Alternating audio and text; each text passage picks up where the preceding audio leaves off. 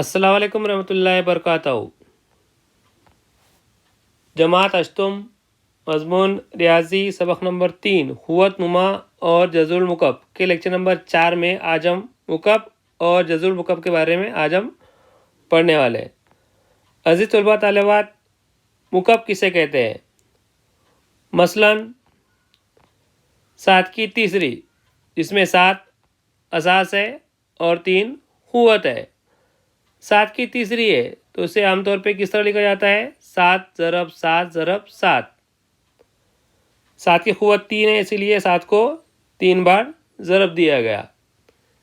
इसे उमूमन किस तरह पढ़ा जाता है? 7 की खुवत 3। तो 7 की खुवत 3 ना लिखते हुए हम उसे और किस तरह लिख सकते हैं? 7 का मुकब। तो 7 के मुकब की कीमत कितनी आएंगी? 343। अजीज़ तलबा तालिबात, जमा अदद का अगर मुकब ले रहे तो उसका मुकब क्या आएगा? जमा आएगा। दूसरी मिसाल, 8 का मुकब। 8 के मुकब कितने बार लिखेंगे? 8 का मुकब है तो 8 को 3 बार लिखा जाएगा। 8 ज़रब 8 ज़रब 8। तो असली ज़रब कितना आएगा? 512। यानी 8 का मुकब कितना आ गया? 512। मुकब किसे कहते हैं? अगर एक अदद को 3 बार ज़रब दिया जा रहा है तो हासिल ज़रब जो आएगा वो उस अदद का मुकब कहलाएगा।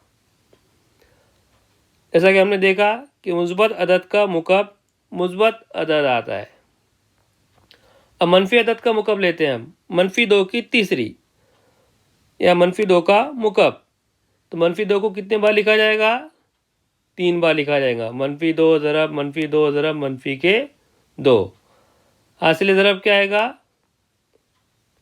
मनफी के 8। जैसा कि आपने देखा मनफी अदद का मुकब लिए तो मुकब क्या आ रहा? मनफी अदद आ रहा है। और एक मिसाल लेते हैं, -7 का मुकब। तो -7 को 3 बार लिखा गया। -7 ज़रब -7 ज़रब मनफी के 7। तो असली ज़रब क्या आएगा? मसावी है मनफी के 343। ये 2 पॉइंट नोट कर ले। मुस्बत अदद का मुकब मुस्बत होता है और मनफी अदद का मुकब मनफी अदद होता है।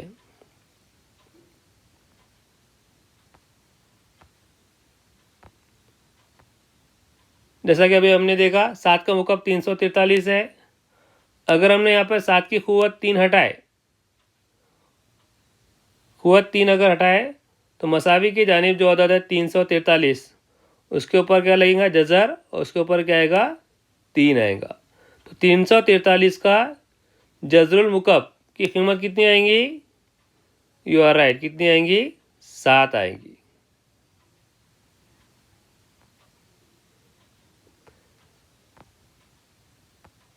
इस साइकिल को याद रखें। 7 का मुकब कितना है? 343 है। तो 343 का जज़ुल मुकब क्या रहेगा? 7 रहेगा। तो इसी तरीके से आप जो है कोई भी अदद का मुकब और जज़ुल मुकब बासानी मालूम कर सकते हैं।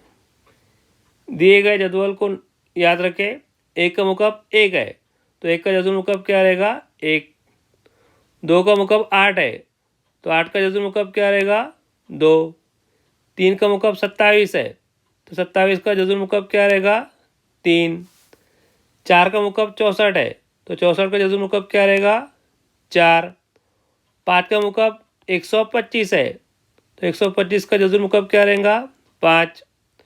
6 का मुकब 216 है तो 216 का जज़ुल मुकब क्या रहेगा? 6। 7 का मुकब 343 है तो 343 का जज़ुल मुकब क्या रहेगा? 7। 8 का मुकब 512 है तो 512 का जज़ुल मुकब क्या रहेगा? 8। 9 का मुकब 729 है तो 729 का जज़ुल मुकब क्या रहेगा? 9। 10 का मुकब 1000 है तो 1000 का जज़ुल मुकब क्या रहेगा? 10। 11 का मुकब 1331 है तो आपको 1331 का जज़ुल मुकब क्या करना है? मालूम करना है।